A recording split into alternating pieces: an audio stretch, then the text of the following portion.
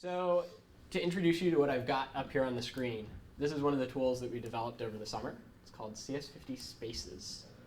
And it's our collaborative coding application that we're going to use in sections. It's pretty cool.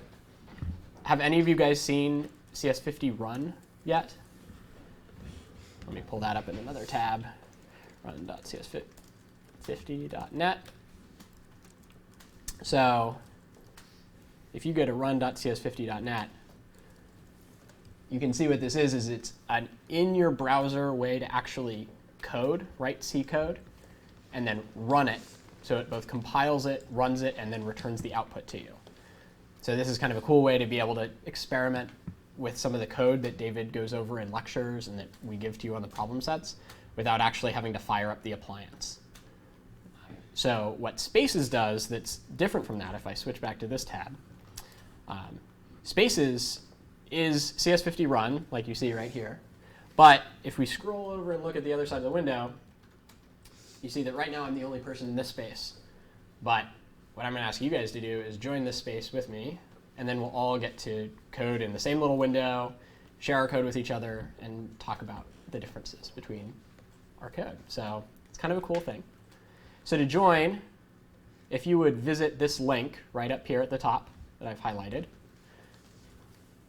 you can just type in apps.cs50.net/spaces/VQCSP capital S lowercase n capital O.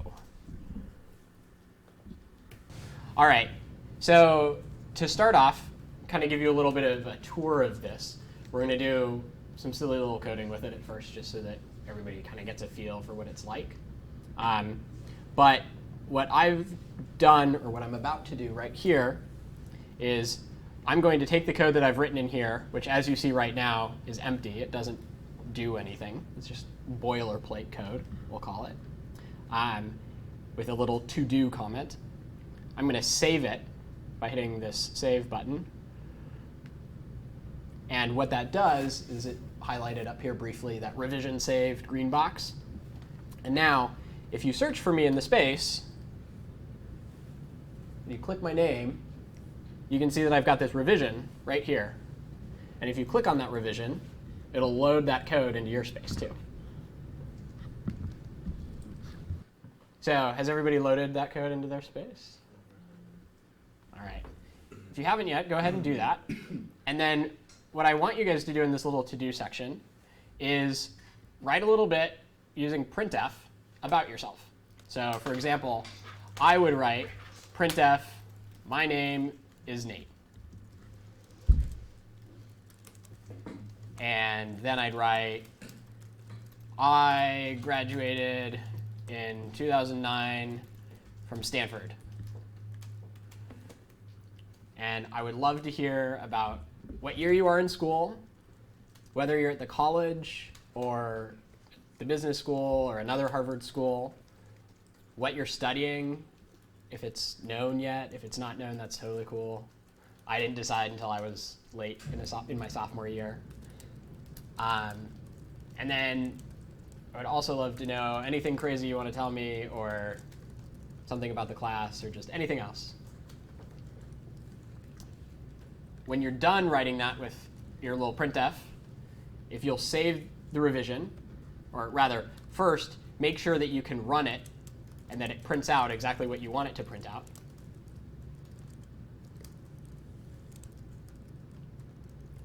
And then if you go ahead and save that revision using the revision save button, this first little guy over here, and we'll kind of go through and do a little introduction that way. So you should just have to hit the play button, which is up here in the top left. Okay. So this play button in the top left will send your code off to our server where it gets compiled and then run. Okay. So what's kind of crazy about this is this code actually isn't running on your computer. Right. It's actually being sent across the internet. How's it going, Charlotte? Okay, I'm Still hiccuping. I think I'm having difficulty saving it on the server such that it can actually run the program. It looks fine on my end, and then when I try to run it, it says that there's an error of undeclared identifier s, which is not in there anymore. Oh, let's see. Can you hit save again? Because I see it on the screen. Right, okay, so that's what I have. Yeah. And I don't know why it doesn't let me run it properly. Why it doesn't let you? One error. Yeah. Oh, okay, sorry. Does this make sense? Yeah. Can you explain a little bit what was wrong, what wasn't working with it? Yeah, because I didn't see that there's a last line where there's still a variable that I have not declared, which I did not intend for being there. Yeah, perfect. Now if I save it, I think it should work. Now if you save it, it works. Awesome. So yeah, as we go through, Yeah, so what was going on, I'm just going to repeat this for the camera. What was happening was that this variable s was left in after, I assume you deleted some other stuff where you declared s. And so this was throwing things off and wasn't letting you run it.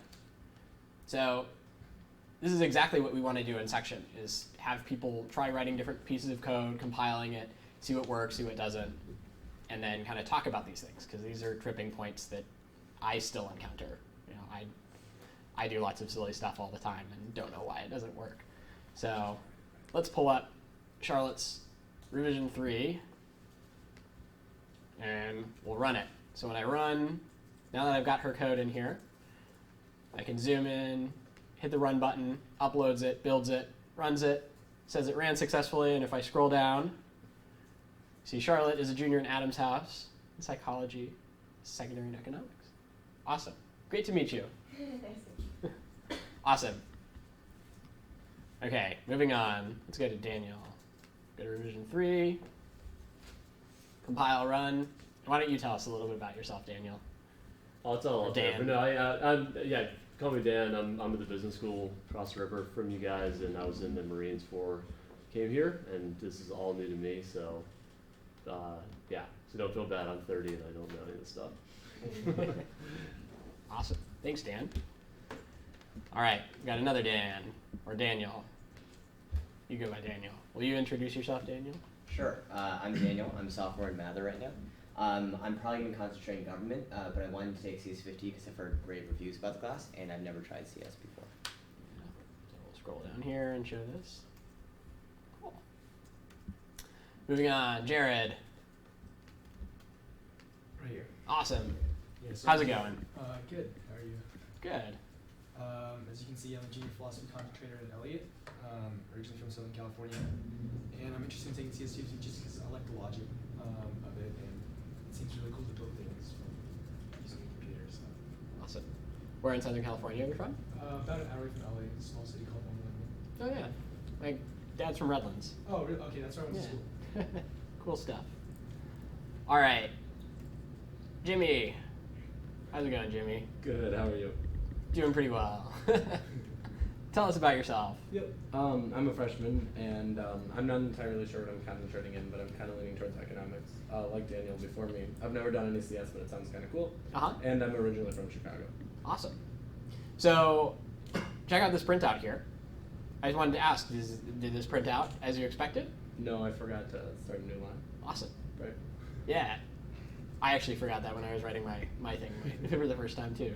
It's kind of a pain that you have to remember to put those in manually. Yeah. Right? It'd be nice if you just knew that that's what you wanted. Okay, Kelly. Wow, we have 2 Kellys, 2 Daniels, 2 Kellys.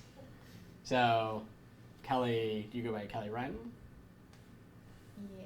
Well, I go Kelly Byron. Okay, awesome. Or Kelly, I mean. Yeah. Okay. Yeah. So, I'm Kelly. I'm a sophomore in FOHO. And we got an email today that told us we still have 7 weeks to declare our concentration. So, I try not to think about it. And I like baking, running, and crazes. And I don't have experience with most of CS. I taught myself how to build websites when I was like really young, but I think I probably taught myself wrong a lot of times. Yeah. So hopefully, I'll learn a little bit more. And yeah. Awesome. Well, thank you. Let's go to the other Kelly. Oh, I don't have anything. Did you save something in here? I didn't hit save. Okay. So we're there. There it is. Okay. Sweet. All Run right. it. So I'm Kelly. I'm a first-year graduate student at HGC in Mind, Brain, and Education. I graduated from Franklin Marshall College in 2008 with majors in psychology and sociology and a minor in French. And I'm taking CS50 because I'm interested in getting a PhD in cognitive neuroscience, and I feel like this will help me understand the technologies being used. Awesome. Thanks. Moving on, Michaela. Is that correct Yeah. pronunciation? Okay. Awesome. Run I'm this. Michaela. I'm a sophomore in Kirkland House, and I'm concentrating in mechanical engineering. I really like cycling. Built a bike this summer. So I'm taking CS actually as a concentration requirement. But you know, I think it's still a cool sort of engineering class. Awesome. You built a bike this summer. Yeah. Wow, like the frame and all that. Mhm. Wow, that's really cool.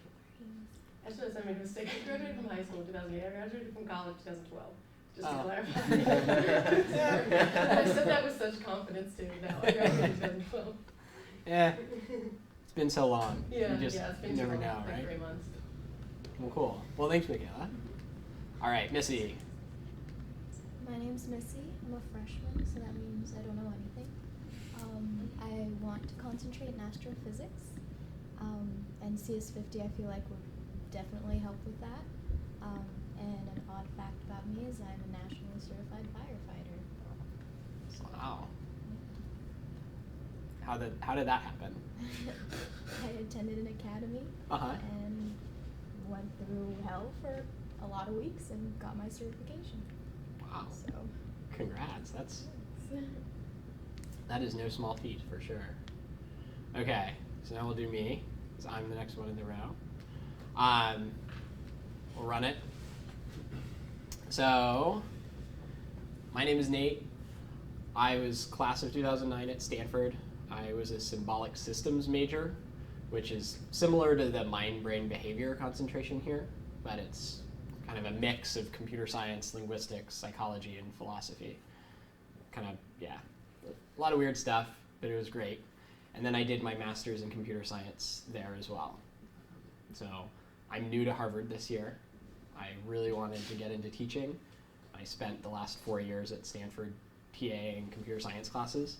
And so David let me come on, and I'm going to be helping out with CS50. So I do this full time. I'm not in grad school. It's been fun. Hopefully it'll continue to be fun. I'm sure it will. All right, Sam.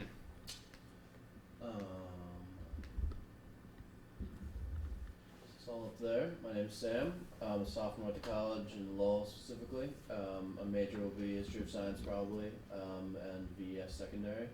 And my favorite color is yellow. Nice. That was a good color. Thank you. You don't need to pass judgment or anything, but it's a good color. And Stella. Hi, I'm Stella. I'm a freshman in Grays. I have no clue what I'm concentrating in yet, so CS50 was just kind of random. Uh-huh. Looked interesting. Fun fact, Jimmy was the first firefighter friend I had, because I'm also from Chicago. Oh, cool. Back in December. Cool. And Grace, that's supposed to be the really nice one, right? I thought Apley. Oh, Apley, okay. Grace is really Grays nice. is Grays is nice Grays too. is nice. It's Okay. called the Harvard Hilton, but Grays is. Okay. Still learning. So, we've got something else that's kind of interesting here. Yeah, I'm just wondering, do you have an idea what's going on here? You know how to interpret this? I was supposed to put this on my colon after every single line. But Yeah. Oops. That's kind of a pain. Sometimes those semicolons can be a real pain to track down. So it turns out that the special program we're using this year to compile our C code is called Clang. And the reason we've started to use Clang this year, because we haven't used that program in the past. We've used another one called GCC that's really popular. Clang actually gives you error messages that make sense. Like this one says expected semicolon after expression, and it even tells you the expression after which you needed a semicolon. So, are you fixing it? Yeah, right now. Awesome. Let me know, and we'll pull it up and we'll run it. But yeah, putting these semicolons in is kind of a pain. But I fixed it, so I think it should work. awesome. Vision 3. That looks like it. All right, so now if we run it, there it goes. Cool stuff. All right. So thanks for doing that. It's great to meet you guys. What we're going to do now is spend the next little bit kind of diving into the section problems that come from the problem set from this week. And we'll do that for most of the sections for the rest of the term. And then we'll save the last 15, 20 minutes or so to talk about the problem set itself. And then just any other questions you have in general about the class. That said, what we really want to do is have everybody kind of participating using the spaces stuff, throwing in code, throwing in suggestions, and talking about when things like this break or don't work, just because these are things that I know I came across when I started coding, and were really kind of frustrating at times, especially if it's like 2 a.m. before your problem set is due. So just full disclosure, I didn't start programming until I was a sophomore in college. It was kind of this weird unknown thing that I heard was kind of cool, but I also heard could be a real pain in the butt if you miss a semicolon, and that's the only error keeping your program from working and keeping you from going to sleep. So definitely, if you have questions like that, if you have any concerns like that, let me know, because I want to make this a good experience for you guys. So, have you guys all downloaded the problem set yet? Kind of know where it is? Okay. So, we'll go to cs50.net, because I don't have it on this account. Pull up the problem sets. Pull up problem set 2, and we'll look at the standard edition today. We'll pull up the specification here. And scroll down. So, we're going to start looking at this section of questions. Have you guys watched these shorts yet? Okay.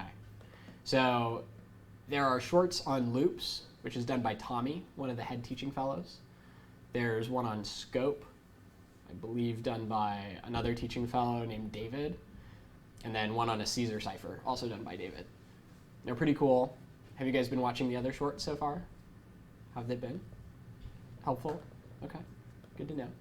If they're not, you can say so. But before you do, have you guys looked at these questions at all? Let's talk about this a little bit. So we've introduced over the last couple of weeks in lecture a number of different loops. There's the for loop, the while loop, and then the do while loop. And in lecture, we've been talking a lot about how those loops are all fairly similar in a lot of ways, and you can do much of the same things with a while loop that you can with a for loop. You just have to kind of use the right combinations of variables and such. And so really the real distinction between all of the loops is that sometimes they're more useful to use them at one time than at another time. So for example, the while loop differing from a do while loop. Does anybody feel like they have a good handle on when a do while loop is more useful, or what the difference is? I think the difference is the do while loop runs the, I don't know quite what the terminology is, but a series of functions within the loop. It automatically, it does it once at least before it checks the condition, whereas a while loop will only run it and continuously run it whether or not the condition is being satisfied. Yeah. Does that make sense? Let's take a look at a little bit of code. So just to repeat the question, or the answer rather, the answer was that a while loop will check to see if the condition that you specify is met before it runs the body of the loop for the first time. Whereas a do while loop will automatically run the body of the loop, is what we call it. It's weird terminology, but if I ever say anything that doesn't make sense, let me know. The loop body is that stuff that you put in between the curly braces. And in a do while loop, that body gets run at least once, and then the condition gets checked before it runs at each successive time. So actually, Sam, do you mind writing a simple while loop in spaces? how do you sort of like make a new? I just delete whatever you have in Just there. delete everything. Yeah, just clear it out. Well, I can believe use what that- I have, I guess. Which one do you want? A while or do you want? Yeah, just do like a while true, print something out. And let's see. Alexander, I realized we never introduced you. Oh, but that's fine. can you code up a do while loop for us? Yeah, I'll try. All right. We'll just pull these up on the screen so that we kind of have a handle on what the differences are. So here's what Sam's done. He's got an integer called I that he's initialized to 17. And then he says, while int I equals 17, printf my name is Sam. So what happens when we run this code? There's an error actually. There's an error. What does the error say? Let's pull it up and talk about it. An error occurred, it says. Let's scroll down. So it gave us this error, and it said, hey, I expected an expression. Oh, you just have to take out the int, right? It's kind of cryptic. Just has to be Yeah. I equals 17. Yeah, so exactly. And again, there'll be another little bug that we'll catch in just a second. Yes. But this is another kind of one of those weird terminology things. So this int I equals 17 isn't an expression. What it looks like it's doing is it's declaring an integer called I and setting it equal to 17, or rather putting 17 into that int called I. And that doesn't make sense in the context of this while loop. It does make sense, as we'll see in kind of the context of a for loop, because for loop declarations do start off with that, for int I equals something, and goes on. So did you fix something? All right. Here it goes. Awesome. So now things look a little different. A couple things have changed. Can you tell us what things have changed? I took out the int, so there's no declaration happening, and instead of an assignment, the one equal sign, I put two equal signs, which means an equals. Awesome. Yeah, so what Sam did was he took out the int that was right here earlier. So if I just look at this, this is what it was earlier. It said int, which was declaring it. So he took out the type. Those int, char, string, short, those are called types. So he took out the type. And then previously, he had just a single equal sign. And what he said was problematic about this is when you have one equal sign, that's an assignment operator. That's not testing whether or not two things are equal. That's actually setting something equal to something, or putting the number 17 into the variable I. So to do that kind of comparison, you have to use the double equals, which is kind of this weird thing, but is a fairly common error. So one other thing I'll point out, if you don't mind, is that in our function here, in int main, you see that the body of our function is offset from the left side by 4 spaces, or a tab. The reason we do this is just for readability. As you can see in Sam's while loop here, he didn't indent at all, and that doesn't affect the functionality of the code. It'll run exactly the same. So for example, if we come up to the top here and press our play button, it'll build it, it'll run it, and what's going to happen? Why does it still say running? Because it'll keep repeating high. Exactly. And why does it keep repeating high? Because the integer never changes, so it's always 17. Yeah, exactly. So let's see. Have to remind me of your name again? Jimmy? Jimmy. So Jimmy said that the reason this keeps repeating high over and over again is because this condition is always true. We never change the value of I. We never change the contents of what's stored in that variable. So at this point, we got this error that your program generated too much output. And if we scroll down and kind of look at what's going on here, you can see that it just high, high, high, high, high, high, high, all the way through. Awesome. So kind of back to the original point, that having the indentation here in the body of the while loop didn't affect anything. The program still ran just fine.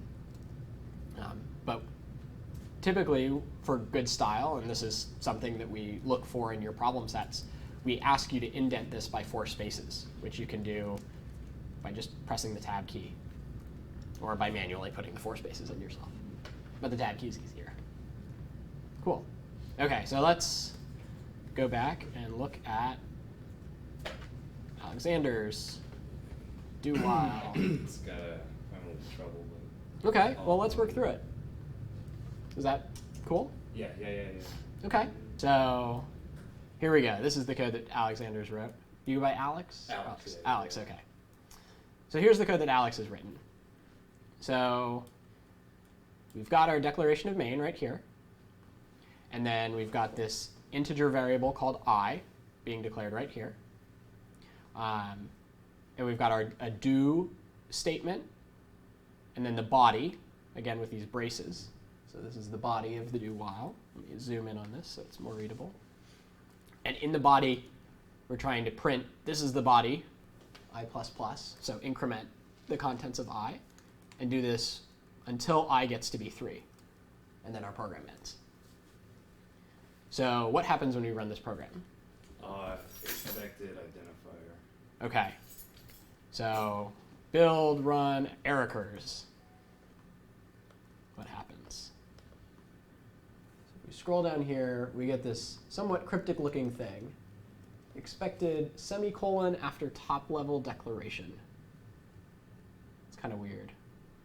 Does anybody have an idea of what might be going on? It's kind of weird. Yeah. Well, I was just noticing that he declared the int like outside of the parentheses. So then does that not apply then when you're inside parentheses? So he declared this guy outside of which parentheses? The Like ones. The biggest one. Oh, Well, these yeah, these guys, the curly braces? Yeah. Yeah, exactly. So it turns out that you can't actually declare a variable right here like this. What you might have been trying to do was, let's see, I can cut it out of there. You can either put it within the curly braces right here, or another alternative is to put it completely outside. And so these, depending on where you actually put the declaration of that integer variable, you can get 2 very different kinds of variables. When it's outside of main, it's what we call a global variable. It's outside the scope of any of the functions. It's not within a function. Whereas if we put it inside of main, like right here, then it's called a local variable because it's local to the scope of main. And we'll talk a little bit more about what the differences are between the 2 types and why you'd use different kinds of variables. But for now, we can just keep all the variables local because we don't have any need for global variables.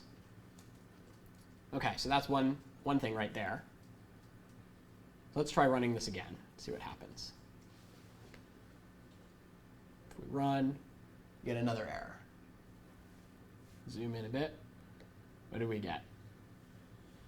We get this expected parenthesis after do while. Any ideas what's going on? Dan? I was thinking while, then parentheses, and then I don't know if you need to redeclare in I again either, but it'll just be while parentheses I less than 3. Exactly. Yeah, so it turns out that Dan's exactly right. We don't need to put this type here again. We can instead kill the type and just do that. All right. We'll zoom back out. Try it one more time. Look at that. Run successful. If we scroll down, this is the body printed out 3 times. That's pretty sweet. Well done. Well done, guys. Yeah, well done. How's this going so far? Decent pace? Okay, cool. So as we kind of back to the original question, and now if we see the difference, you see that in this do while loop, the condition comes last. So as the computer reads the program, since C programs are executed kind of in this sequential order, where they literally start with the first line of main, and then execute line 6, line 7, line 8, line 9, line 10, line 11. All this stuff at the top right here is going to execute once before we ever test this condition to see whether or not I, or the contents of I rather, are less than the number 3. And only if, once we get to line 12, the contents of I are less than 3, do we actually jump back up to line 7 and then repeat the process. And then we test the condition and again and again and again. So we can contrast this with, zooming back out, we scroll down to Sam's version. We look at this, slightly changed so that it's no longer an infinite loop, where if we zoom in, we see that as this program executes, it's going to first declare in I, set the contents of I to 0, and then it hits the condition of the while loop first. So in this case, this body, this printf, hi, and I++ won't even execute unless I is actually less than or equal to 2. So if I is 3, for example, if we set this right here equal to 4, or we'll do 3 because I said 3, and then run it, it'll build, it'll run totally fine, but it won't actually print out anything because it failed that test for the first case. So in class, we kind of talked about why these do while loops are useful sometimes and why we would use it as opposed to a while loop. Do you guys have any suggestions for why a do while loop might be more useful? Well, I think a do while loop is good if you want user input, because that way you can let them put something in once if it's correct, and you can move on to the rest of the program. But if it isn't, then you keep on prompting the user until they put in the right input. Yeah, exactly. Exactly. So a do while loop is useful because when prompting for user input, because you need to get the user's input before you can actually check it. So in pset 1, in pset 2, where you're prompting for user input a lot, that's a handy thing to use as opposed to just a simple while loop. Because if you use a while loop, you can do the same thing. You can do the same thing with a while loop as you do with a do while loop. You just have to kind of have this duplicate process where you get the input first and then start your while loop. Whereas a do while loop, you just have to write it once, and it is a lot cleaner. All right. Any questions? Make sense? Yeah. Is the return 0? Uh-huh. That's just kind of a stop, or is it? Yeah, so we'll cover this a little bit more later, but it turns out that this return 0 that we put at the end of main all the time, you can kind of just take as like just something we do for the time being. What we've started to talk about with functions kind of at the end of last week and then again this week is that a function takes inputs, which are these things within the parentheses. These are our two inputs, our arguments or parameters, what they're also called, to our main function. And then a function produces an output, which we call a return value. And that return value, in the case of main, is this int, this integer. And the way you tell a function, hey, this is what your output is going to be, is with this word return, a keyword, rather. And so main returning 0 or main outputting 0 is standard in C programs because returning 0 from main means that, hey, everything executed with my program just fine. If we were to put something other than 0, like 1, for example, that's used to tell whoever ran this program that something went wrong. So as we get more involved with stuff over the semester, if you're ever needing to say, oops, something went wrong with this program, rather than having my program crash, I want to notify the runner of my program that something went wrong, you can use a return value, as we call it, that's not 0. So we'll cover that a little bit more once we get into functions. Does that sort of make sense? Okay. Functions are kind of bizarre. I think for people who have lots of math background, it comes a little more easily, especially if you have a little bit more abstract math background and you're used to talking about functions and all that kind of stuff. But we'll try and cover them and go nice and slow as they come up. Likewise, this whole int argc char star argv open bracket close bracket, for right now, you can also take that as boilerplate. We've started to cover those a little bit in lecture when we talk about arguments that get passed into programs on the command line. But in your problem sets in your programs, it's totally fine to write just void and keep it simple. And what this void means is that, hey, main is not going to accept any inputs. This is just a program that we're just going to run. We're not going to give it any extra information every time we start it up running. So for now, you can do this. And you can also even omit the return 0 at the end of your programs, and they'll run just fine. But recommend just keeping that in. In a couple of weeks, we'll start to kind of pull back the cover a little bit and understand more about all those different little moving parts. All right, let's talk about our second question here. So what does undeclared identifier usually indicate if outputted by Clang? I think we might have seen that already today. Can somebody give a recap of what that means? Let's see, Kelly. We got one of the Kellys. We got Kelly Marchesio. Good pronunciation. So, yeah, what does... I think that when you don't declare your variable and then you try to use it. Yeah, exactly. Exactly.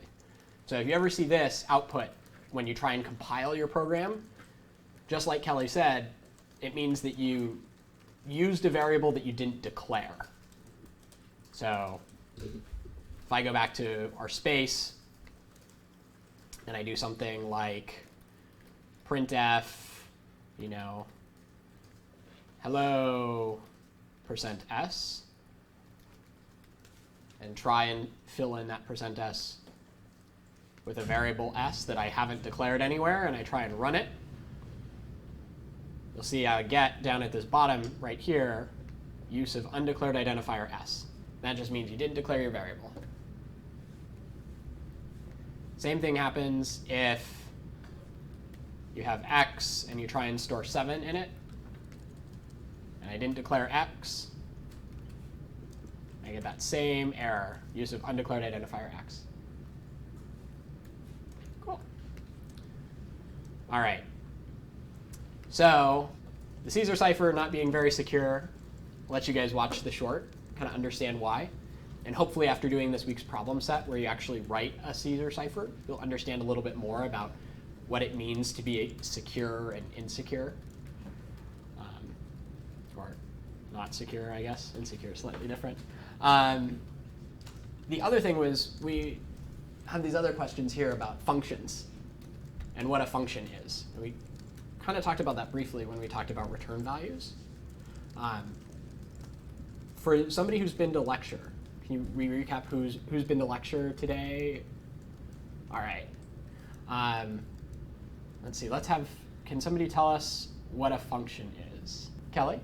I'm just going to guess. I haven't read it anywhere. Uh-huh. Is it something that you draw upon something that's written in the library that's more complicated over there, and then you just write the short form of it, so then you're referring back to that library and using all that long code without having to type the whole thing? Yeah, exactly. And then do you want to add something to that? Yeah, so I was thinking about it similar to the concept of a formula in math, where you just write a formula and then you can plug variables in, and that's what a function is. That's what it does. Yeah.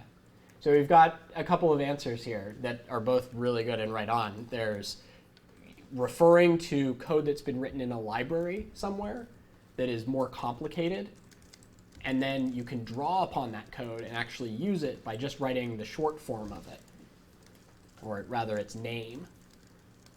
And then there is also this comparison to a formula in math or physics, all that kind of stuff, where you have a formula And you can then plug in the variables to that formula to then get the result of the formula. So you think about it as like the quadratic equation. Imagine if, rather than having to learn about what the quadratic formula is in math class, you just had a little calculator program that did it for you. Did anybody use calculator programs in math classes in high school? Yeah, physics classes, where you could just say, hey, quadratic formula, these are the variables that I want to input. Now give me the answer. That's kind of what a function is. It's a way for us to kind of write a similar, like a small little sub-program within our larger program and use it over and over again so that we don't have to copy and paste code. We can give it different inputs and get different outputs. It's super handy when you're trying to write different programs at different times. So for example, a function that we've been using over and over and over again throughout the course is printf. Printf is itself a function. And it turns out that it's actually a pretty long and complicated, nasty-looking function to write. So as simple as it seems to us to print stuff out to the screen, because we just all did that at the beginning of section today, it turns out that it's actually good couple hundred lines of code. It's not something that I would ever want to write for sure. But we get to use it every day. It's kind of cool. So we get to share it with each other, with different programs. So we'll be diving more into functions. For the time being, the only function we're going to be writing is main. Main itself is also a function.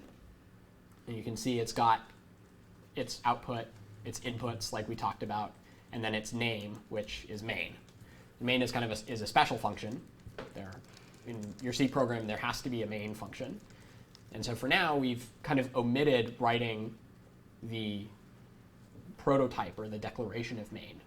We've given that to you, and we've just had you fill in kind of the blanks. So for this second problem set, we don't need to write any second function? I don't believe so. I believe it's all in here. Yes, so Caesar cipher, you don't have to. It doesn't look like.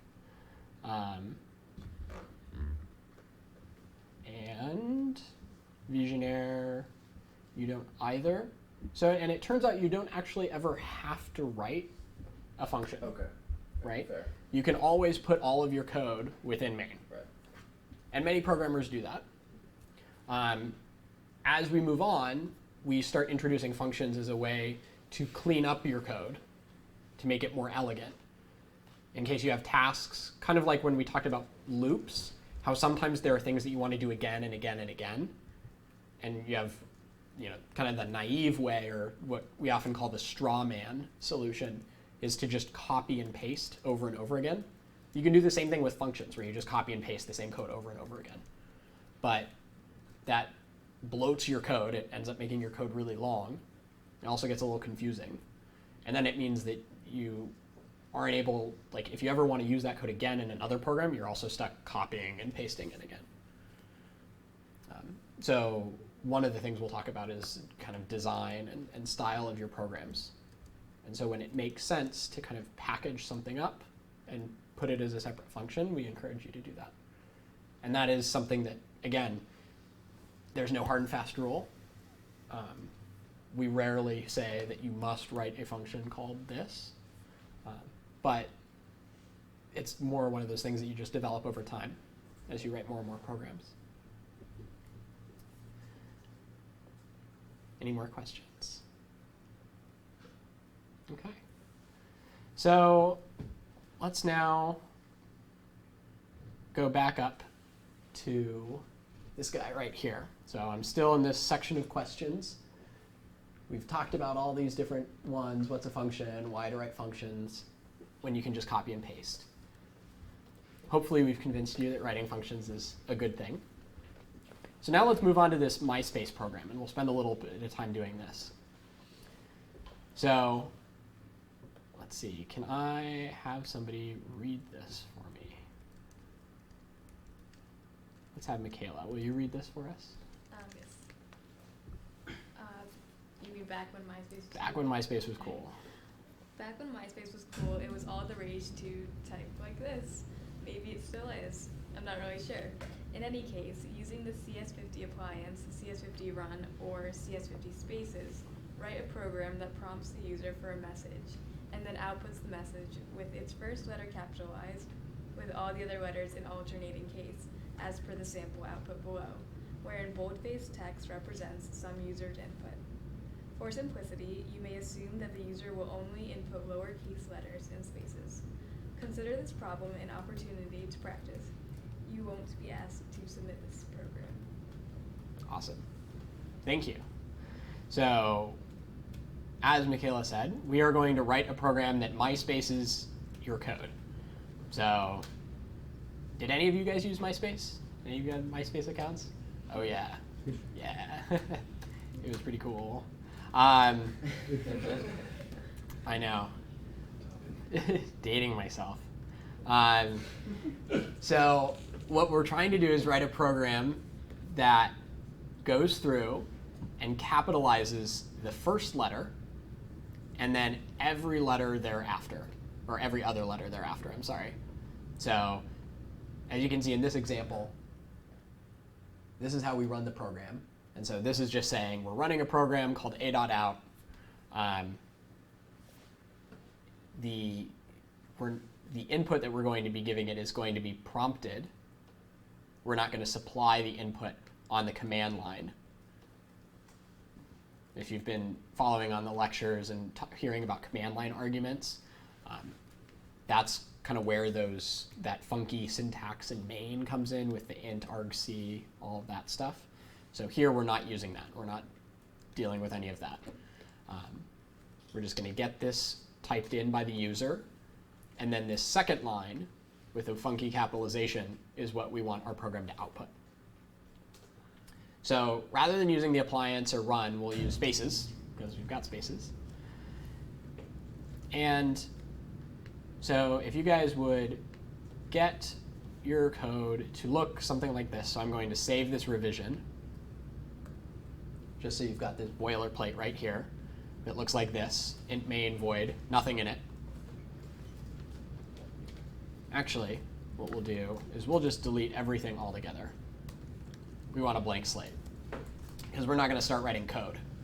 Rather, we're going to try writing some pseudocode, which really just means we're going to write something that's not code that kind of describes what we want to do, kind of like David did on the first day of lecture. Or I guess that was the second day of lecture when he did the whole socks demo. You guys remember that? Seeing the socks? And Joseph was up there kind of typing out in English. So we're going to do the same thing. So when I start writing pseudocode, I like to start by looking at what the input is going to be. And I give myself a sample case. So like, thanks for the ad.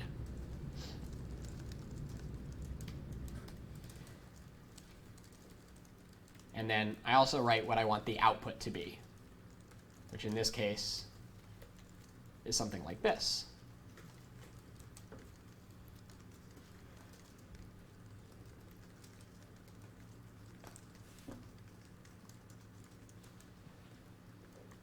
And that kind of gives me a good starting place to think about, okay, I want to take line 1 and I want to transform it into line 2. That kind of helps guide my thinking. And this is a good place to start.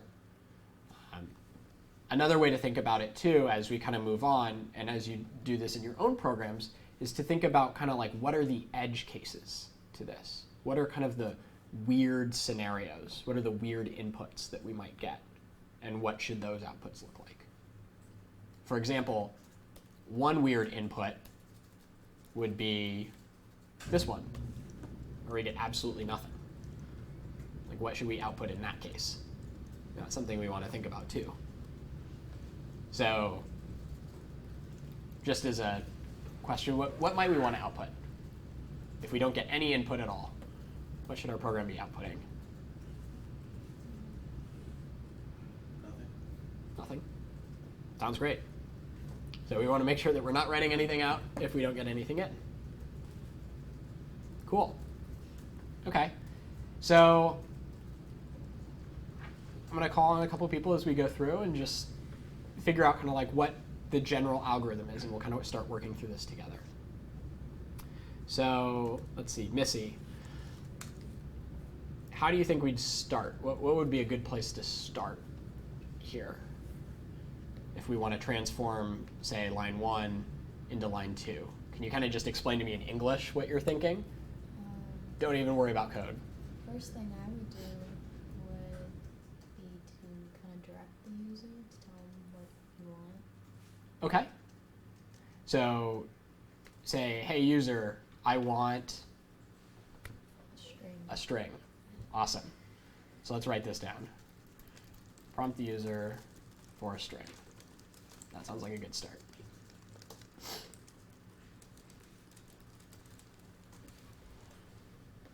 All right. Let's ask Kelly Wren this time. What would we then want to do next? What's kind of our next?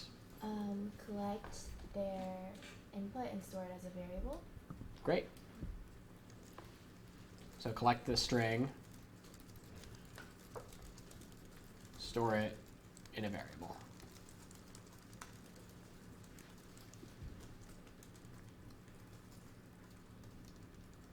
So is there anything special we want to do here? Do we want to check their input before?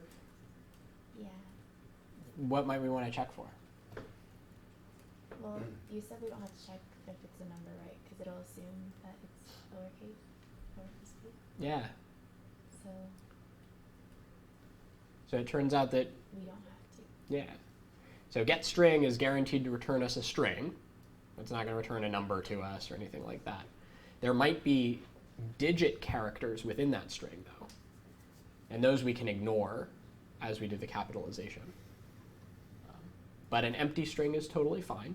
So the case right here in line 4 and 5, right, where there was no input and we put nothing as our output.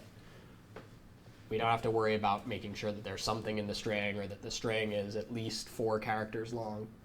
Anything is fine. So this is contrasted, for example, with like the pennies programs that you wrote, where you had to make sure that you were getting non-negative numbers. You had to make sure that you were getting the correct number of days in a month. And how are you guys doing that? How would you do that test? What did that require you to use? Do while loops. Do while loops. Other kinds of loops too. Yeah.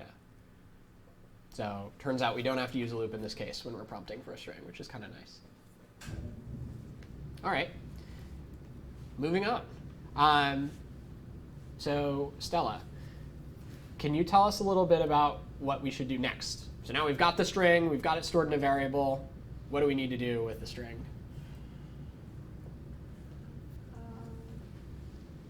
We need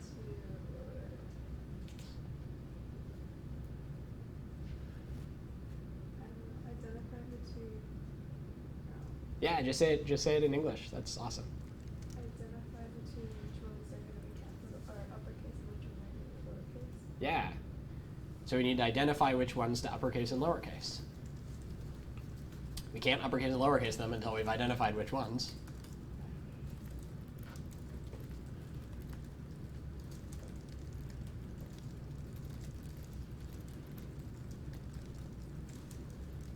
So we'll put that in here.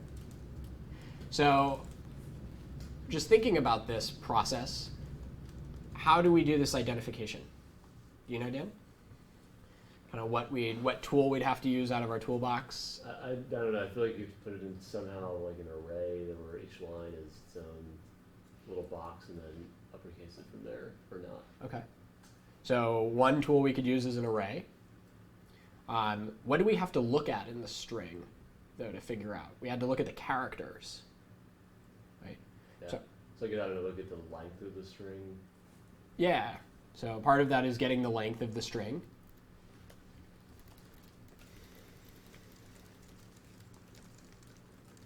Just out of curiosity, what do we use to get the length of a string? strlen. Yeah. strlen. We call this strlen. All of these string functions. So strlen is a function. And it's super handy because we can use it to just say, hey, strlen, here's a string, tell me how long it is. And in lecture today, David talked a lot about how strlen is implemented and what's actually going on behind the scenes. But this is one of the very super handy ones. There are other ones that are also in the string library, such as strcomp, which is spelled strcmp, which you use to compare strings to each other. There are other ones that you'll use, like stir, which is good for finding substrings, and so on. For the most part, they all start with stir and then go on to be something else. The reason they don't actually spell them like string and so on is because back in like the early days of C, when people were first writing it and all that, they had limitations on the number of characters that you could use for function names and variable names. So everything is like super condensed. But anytime you see something that begins with stir, that typically means this is something to do with a string. Okay, so we have to get the length of the string. And then what do we do with the characters? You know, Sam? I have no idea. I was trying to figure it out over the Yeah. weekend. I really don't know. Okay. I wish there was some way to, I mean, I would think maybe you could do something like with odds and evens, but I don't know of any function like that. Yeah. But then it wouldn't necessarily work because then you would get the spaces to be, you would have to have the spaces get skipped somehow. Okay. I don't know. I got lost at this point. Yeah, no. These are good points. So what we need to do is, like Sam said, we need to track which letters are the odd letters and which ones are the even letters. But we want to make sure that we're not just looking at the odd and even indices in the string, but rather looking at the odd and even letters in the string. So we need to kind of have this distinction between letters, like what's actually an A, B, C, D, or so on, and what things are not letters, but still in our string. For example, here, like this exclamation point is not a letter, but it's still part of our string. It's still a char. Likewise, all of these spaces, it doesn't make sense to capitalize a space, right? So we want to make sure that we somehow skip those while still tracking odds and evens. So kind of in our programming toolbox so far, if you will, we have a number of different tools that we've talked about. So one, for example, are variables, like we've talked about here. Another tool we've talked about are functions. So we've talked about variables in our pseudocode up here as, what we're going to use to store our string. We've talked about functions to get the length of a string, like strlen.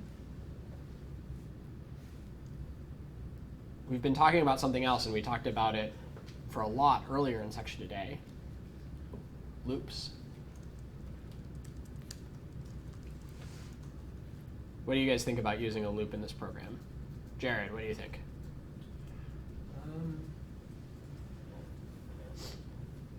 Would we use a loop in this program? Probably not, because we don't have to go through it more than once. Okay. You don't have to go through what more than once? The entire string. Right. So you don't have to go through the string entire once. Or, sorry, that made absolutely no sense. We don't have to go through the entire string more than once. Okay. What do you think? Yeah. Yeah, I think it's nicer to use a loop so that we can do like capitalize while the location of this is an odd number or even number. Great.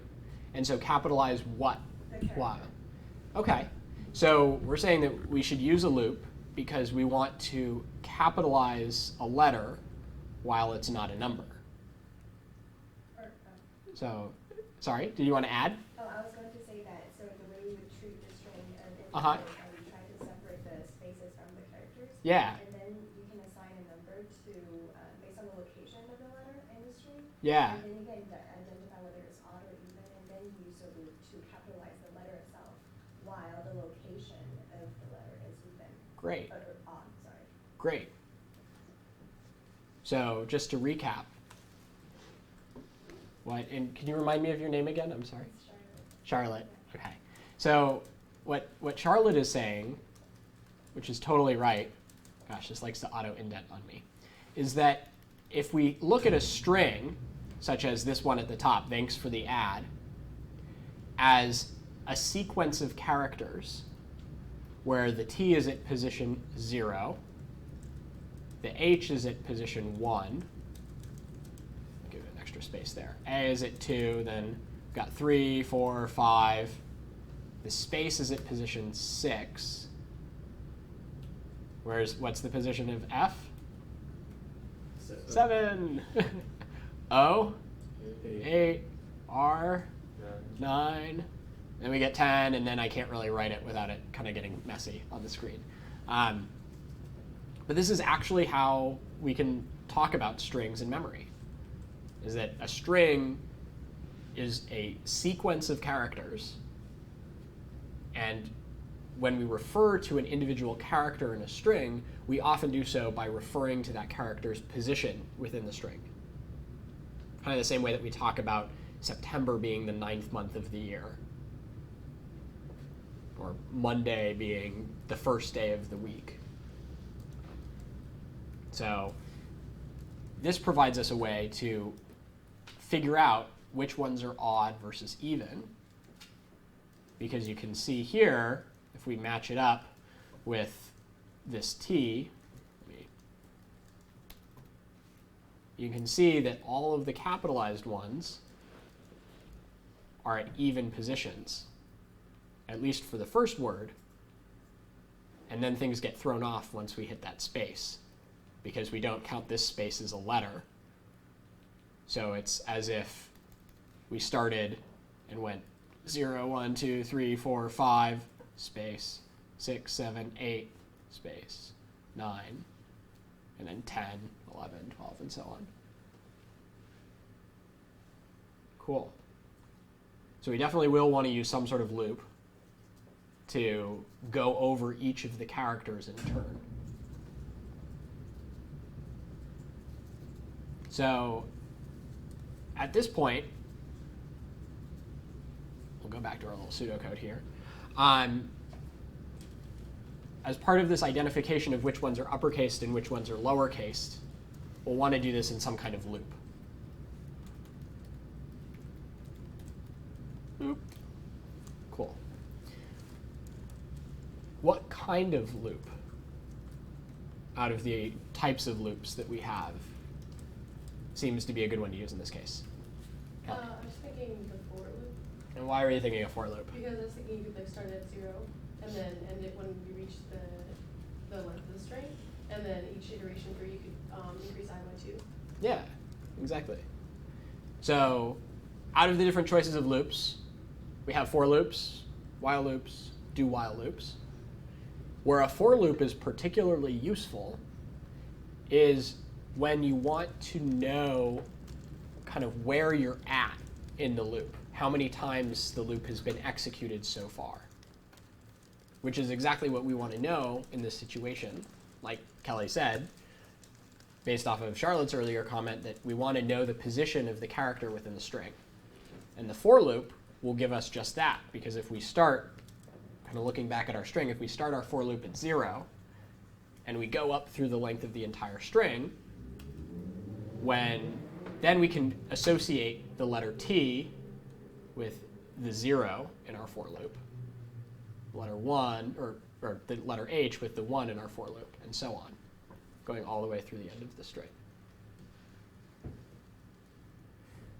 So let's start coding this just a little bit, just so you guys get a feel for what this looks like.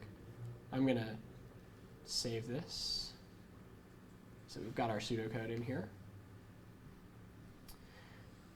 And I'm going to delete everything. So I have a blank slate. I'm going to start by writing int main void brace. I'm going to put the return 0 in, and then the close brace. So usually when I start to program, this is what I start with. I'll save it so that you guys have it.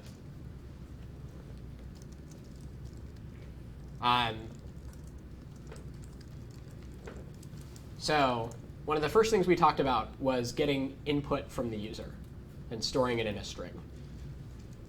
How do we get input from a user? GetString. All right. So if I type GetString, I now hit a semicolon. Let's try running this. Will this run, first of all? And why won't this run? You have to declare a variable. I have to declare a variable. String. OK. So how do I do that? Do you mind writing something, sharing it, and then we can pull it up? Let's see. Dan, right? Mm-hmm. OK. Or Daniel. Copy that in. String input equals getString. Awesome. Will this run? Let's try it. Hit run, uploading source code, building, an error occurred. OK. So what's going on here? Use of undeclared identifier string. So has to include the libraries. Yeah. So Dan's saying we have to include the libraries. Is that what you're going to say, Stella? Awesome. Sorry. No, that's awesome. So Stella, can you copy this code out of Daniel's space? If you click on Daniel, roll-in key, copy it, and then will you put the include line in? Yeah. And then save it out?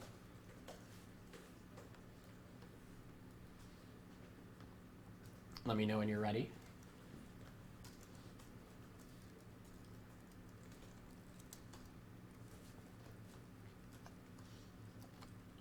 So this include syntax is also kind of funky. There's like that hashtag, and there's the include, and then there are these angle brackets.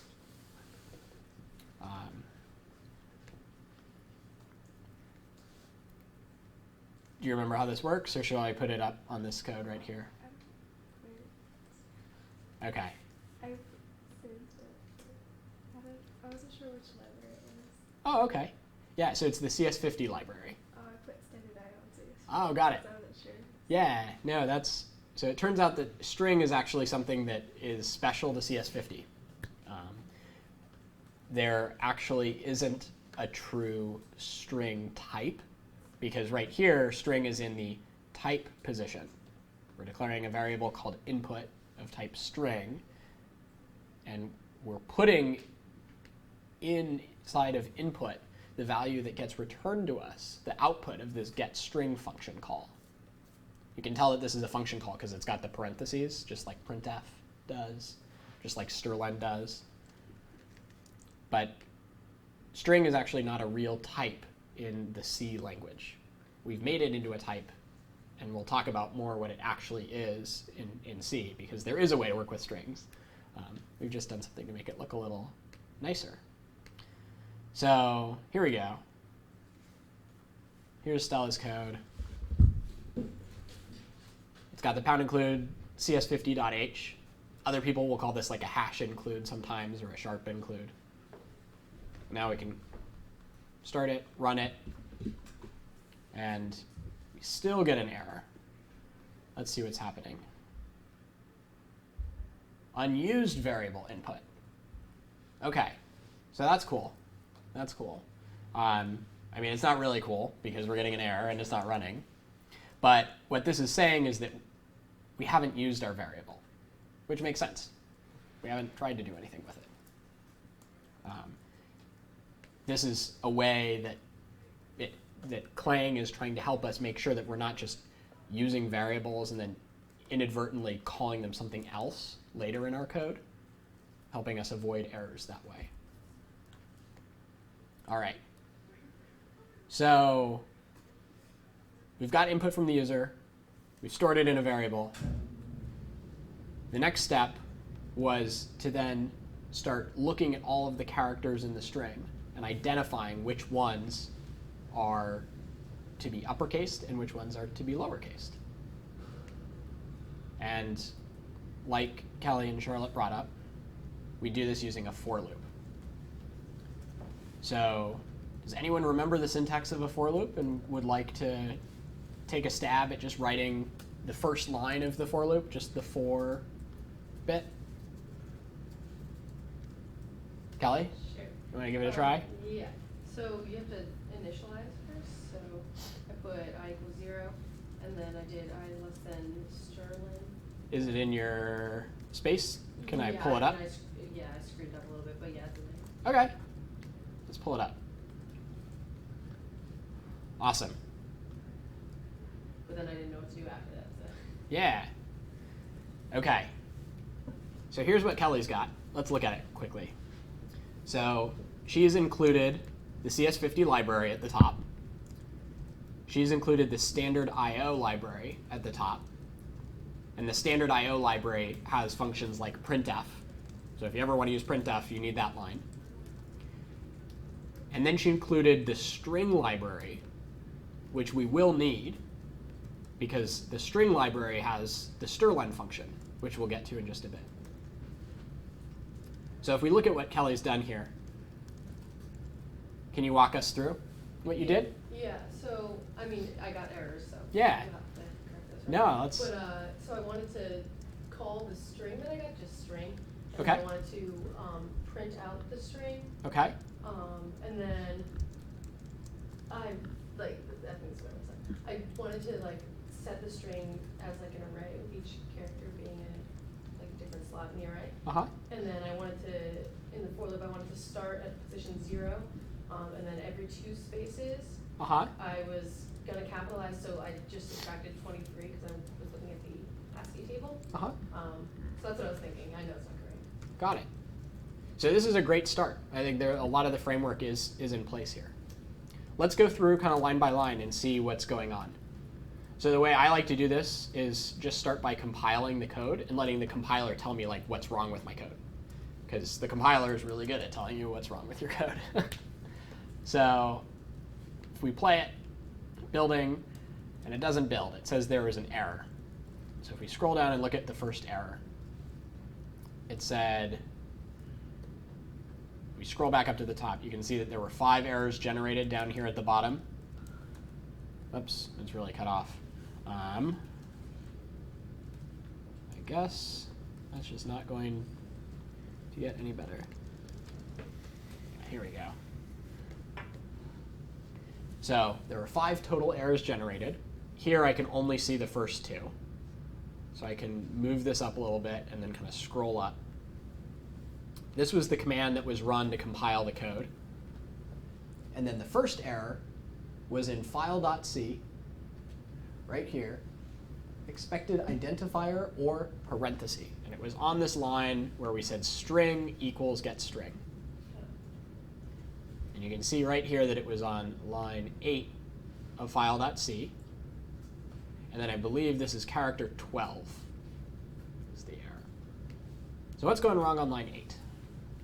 Kelly. Did I just need to like call it like a letter or something? Like string S or something? Yeah. So it turns out that these special type names, so string, int, char, short, they're all special keywords. And you can't actually use them as names of your variables because the compiler looks at that and says, oh, I know that's a type. So you can't actually have a string variable called string, like I'm trying to do here. This won't work.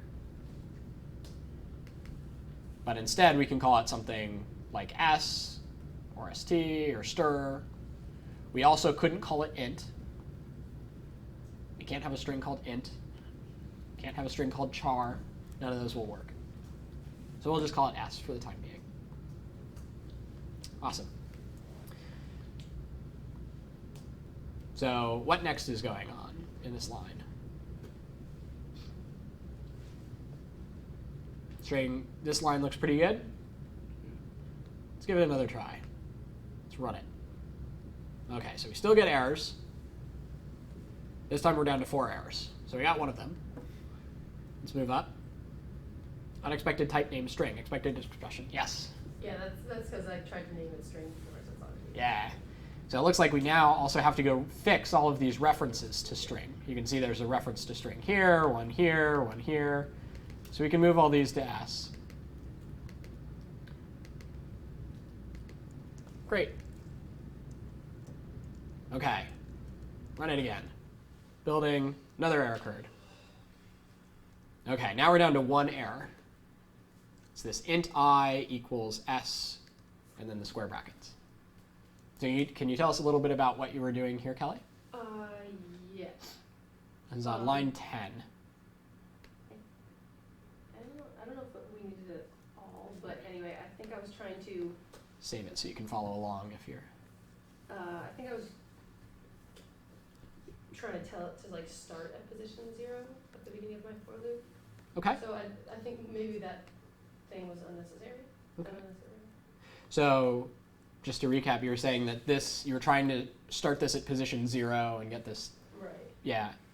So, I think earlier too, when you were walking through the code, you were talking about how you wanted to treat the string as an array, so we can access each character individually. And I think Dan mentioned arrays too, trying to convert strings into arrays. It turns out that kind of under the hood, a string is actually stored as an array already, and you can access it like an array. There's no conversion that you have to do. A string isn't a string isn't really an array, but you can access it as such because all of the characters are stored one right next to each other in memory. So if you want to get the first character of the string, it's the same as getting the first integer in an integer array. So we often will refer to the two as like, oh, a string is an array, even though they're very different things, but you can treat them very much the same. So it turns out that this line actually, we don't need to do any conversion. And in fact, this actually isn't a valid expression, which is what our compiler is telling us. It's saying, hey, it expected an expression, and what I've got here is something that's not an expression. To declare an array, all you need to do is something like this with a semicolon, and then you tell the array how long you want it to be, such as 5. So this line 10 will declare an array called I with 5 integers in it. This is an aside. This isn't necessary for the code, but this is kind of what the declaration looks like. Would you not use char I string length s? Char I string length s. Char I and then inside the brackets string length s. Do you not do that? Yeah, so we could do this, and this would declare, what would this do? I think it would declare an array of the length of, oh, you don't need the I. Oh, yeah, you definitely don't need the I. You would declare an array of characters of length s. Yeah. You're totally right. And so what Sam's saying is that this line 10, let me put some space in between it and the rest so that we can isolate it. This line 10 would declare an array of chars, strlen of s worth of them. But we actually do need the I, and the reason we need the I is because we need to give the array a name. Otherwise, we wouldn't have a way to refer to the array later in the code. So this right here is the array name, and inside is the length. This would give us an array. But this is, again, this is a declaration. It's not an assignment. It's not an initialization. If we declare this array like this, there's actually nothing in the contents of the array. It's just junk, whatever's in there. And like we said, we actually don't even need to do this conversion because we can already treat string s as an array. I know we're running a bit long on time, but I want to just really quickly get to this for loop and show you how to access the individual characters in the array, because that's key for our assignment. And then we'll let you go from there. So here we've got a for loop that looks almost good. What's not quite almost there? What's not quite right about this for loop? No curly braces. No curly braces for one. Want to make sure that we have the body of the loop with curly braces. Whoops, not the square brace. And what's the next thing that we need to do with this loop? If I try and run it, what's this error that I get? I get all these errors. Initialize I. Have to initialize I. Great. So this will be a loop. This isn't quite there, but it's getting really close. This code we can now run, build. An error still occurs. Why is it still complaining? It's saying the expression is unused. And that's because this line doesn't do anything. We didn't store it anywhere. We didn't save the result. Where should we be saving this result? string I. Exactly. And this funky syntax, this S with the angle, with the square brackets, means access the ith character of S. That's going to be something that's really important for the assignment. Now, unfortunately, we're going to have to stop here so that Sebastian's section can come in. But I'm happy to stay after outside, and we'll take any questions. So thank you guys for coming. This should now upload, build, run. We can enter a string like hello, and it prints quucks. So not quite there, but moving. Getting towards the solution. So thanks for coming, and we'll be outside.